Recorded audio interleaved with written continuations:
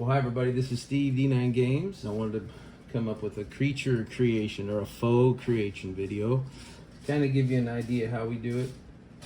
The first scenario is on the journey. So our heroes are taking care of a mission, or they're doing like a fetch me task for somebody, and this group that they're working for, they don't quite trust the heroes yet. Maybe they're new in town, so the townsfolk or the counselors suggest that a druid go with them, but in the form of a horse or some type of animal to keep an eye on them.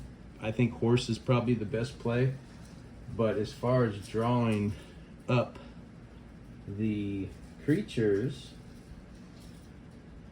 what you would do is you toggle between NPC and foe. So anytime there's an NPC, you're going to keep it simple. So an NPC would have a certain number of hits, or maybe no hits at all, but you keep the NPC simple. And then if they switch to the status of a foe, then you can do what we do in the PDF and create your stats. So in this case, this druid takes the form of a horse, travels with the heroes to this ruin. They're supposed to find an artifact or something, whatever the case may be. But as far as the heroes know, they just have a horse that they're using to go to this ruin, and they're following the map or whatever. Of course, the horse is a druid, so is listening in on the intentions of the party, trying to get some information to see if they're truly honorable heroes, or if it's something that the town should worry about. So that's the first thing you do. But as far as the mechanics, you're gonna pick a level. Let's say the druid's a level 6. If it toggles from an NPC to a foe, it's gonna do an average of 12 damage and have about 36 hits. But as an NPC, you just do 1 hit per level. So level 6 has 6 hits. You put a little 6-sided die with the 6 up, and as it takes hits, and a critical might take 2 hits, that's how your NPCs go down. So if you've got some henchmen, I like the party to be able to have followers and different things. So in order to have great numbers like that, it's best to run your NPCs with number of hits. Keep it simple. And as far as the damage they do, it could be per level, same as the regular level. So level 6 does about 12 with their main attack, and maybe 8 or 10 with an off attack. So that's the first example. The key is to toggle between simple on the NPC side and more details like we talk about it in the PDF to create your creature. This druid might be like a 6-level adventurer, really powerful. So the next scenario would be this we see to our left here, the frog people. Now the heroes stumble across this frog encampment or little side ruin on their way. And so again, the horse or the druid is going to listen in as to their intentions on how they deal with this. Now the frog folk cannot communicate whatsoever with the heroes. So it's got to be some insight, some intuition, and just basically what's the motives and the heart of the heroes. If they come in and just wipe them out, this druid's going to turn on them or tell the city that they're bad heroes. If they try to leave them alone, and of course, the minute they step foot on the frog's territory, they're going to attack, and they're just going to outright attack. So if the heroes defend themselves and decide, hey, maybe this is just them protecting their young or their women and children or whatever the case may be, then that's how you handle that scenario. So this ties into yet another adventuring or role-playing type scenario. It's not always going to be combat, but it can be. And of course, this druid's going to be listening in on this one as well. But the key on the frog folk, and I know this is supposed to be more of a creature, how to design creatures, but it's so easy in this game. You just kind of pick your level. So your heroes are level 5. Do you want this to be a little easy, a little hard? You just go 4, 5, 6, depending on how you want it to be. And as you know, level 4 has 16 hit points or health points, and they do about 8 damage with their main attack. And I always scale that down to about a 6 and a 4 on their off attacks. And then of course, if you got a priest or a mage in there, they might be doing some sleep spells and healing and different things like that. So, but the key to this one is how do they deal with a native tribe of frog people that they can't communicate with? Are they aggressive? Are they gonna kind of try to figure it out, maybe take some heat and then move on? That's for your group to find out. But the next one is going to be a group of either orcs or gnolls. Now these guys kind of communicate the common tongue, but they're going to be nasty aggressive. Their goal is to wipe out the party and take all their treasure and all their loot. So in that situation, that's going to be more of a combat. And then of course, once again, you can roll for it. On a D9, you're looking at 1, 2, 3 easy, 4, 5, 6 standard, and 7, 8, 9 difficult. Or you can just go, you know what, we're just going to make this difficult.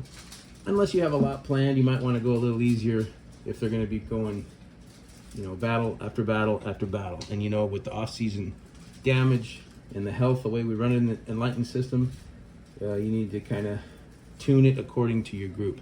Sometimes we have 7 or 8 players, so we're going to be turning this up.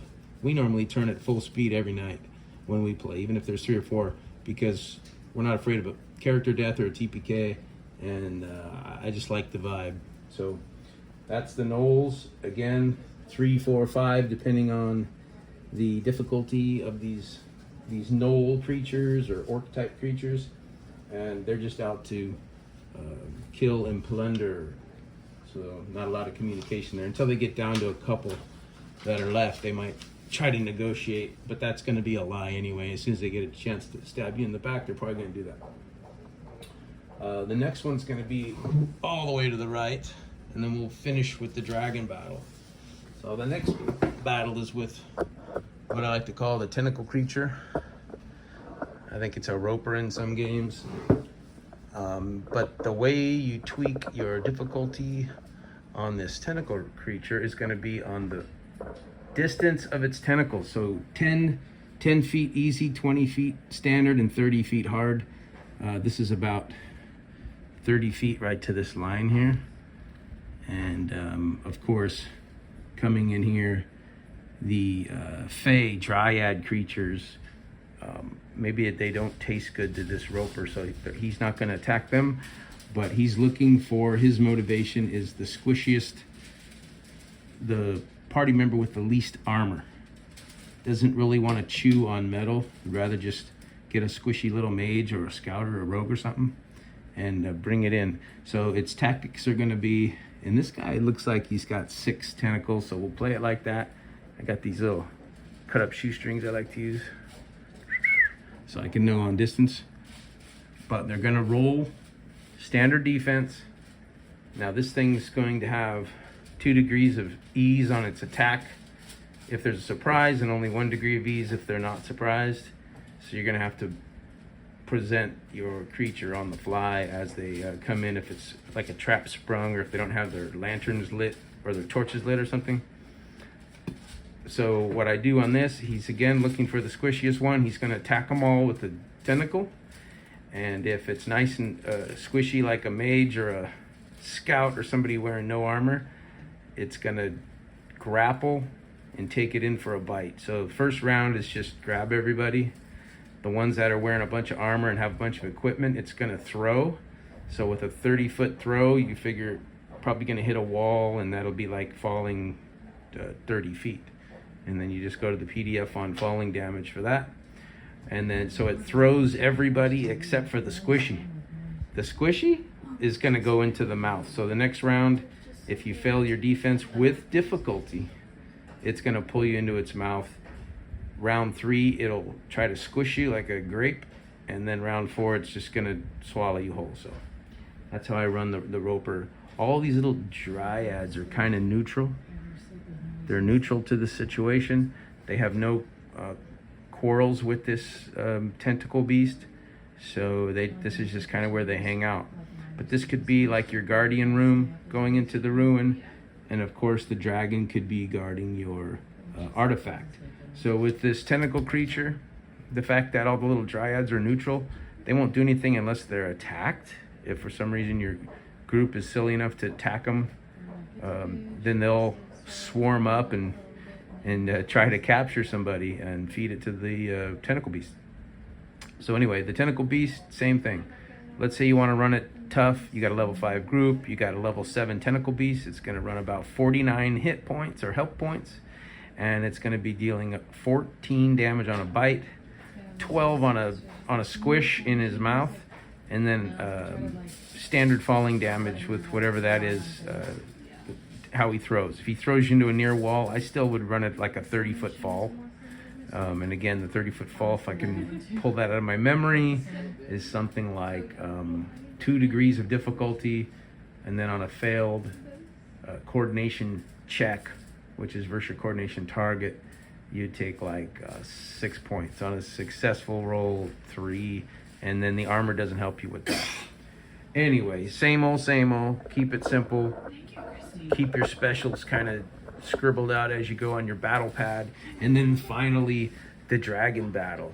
I like to run this guy out in the field, out in the open, because these little flame creatures, he's magically created from lava back in his lair, and they kind of stick to him and they burrow themselves into his scales. So when he lands or when he flies over, he kind of sheds them like he's just shedding a bunch of pupae or a bunch of ticks or something. So he'll shake and they'll all fall on the enemies. Now, what I would do here is run this 3 levels higher with a good chance it's going to flee after it causes a bunch of damage. Give it a fire breath, tail sweep, claw bite, all the fun dragon stuff. And the little minions, since there's a bunch of them, maybe they're all just level 2, level 1, because he just created them. So more than anything, they're going to be some kind of piss me off monster where they kind of jump on the foes. Or jump on the heroes, I should say, these little guys, and maybe they'll cause some ongoing fire damage or just burn them and then dissipate. But make them like minions, make it simple, and that way you feel comfortable to have more. You might have 20 or 30, and if you don't have the minis and you're just using little dice, Katie bar the door, that sounds cool. So you get like 20 of these minions, 1 hit they go down, but they're going to be a nuisance, and that's how I typically like to run the dragon and his little lava minions. So I originally planned on showing you a little more detail on how I create creatures, but I just got to go with what I do. And at the table, I have an idea. Tentacle creature, 10 feet, 20 feet, 30 feet on the difficulty level. These dryads, it just popped into my head that they kind of coexist with this thing, but if you piss them off, they'll feed you to it. The dragons, like I said, like to run it more out in the field, out in the open, so that he could fly away or she could fly away back to the lair. I don't typically like to disclose the lairs. That's something that my adventurers have to find. And he's got his little minions, the more the merrier. But it's really cool that you can use a bunch and not get lost in the weeds with your battle pad. You just keep things simple as far as like a minion. Back to the dryads though. These guys, if you end up fighting with them, you can make them party level. And I never mind going a little hot with the difficulty level if my heroes stepped out of bounds. So if they weren't harming them and they attacked, they probably deserve to get wiped out, and that's cool by me. For some reason, I'm finding this game different than others where TPK and character death is not as big of a deal. So pretty exciting. And then of course back to the gnolls or orcs, they just want to plunder, and they will lie, cheat, and steal, whatever it takes. And then the frog folk, they just want to protect their own. So that's that. Now, when they get back to town, bleeding and needing health, needing a heal, they're barely back, and you've got this horse. The horse is going to have an opinion about this group, and that's going to be a factor on how the town of which they're visiting and doing missions for look at them in the future. So a couple different scenarios, a couple different ways I like to run things. I just pulled all this out of my hat the last couple days. It was not as prepared as you might think, and once again, I'm always trying to live by our motto with this game, to keep it simple, keep it customizable, and easy to build on the fly. So that's it for now. Until next time, peace.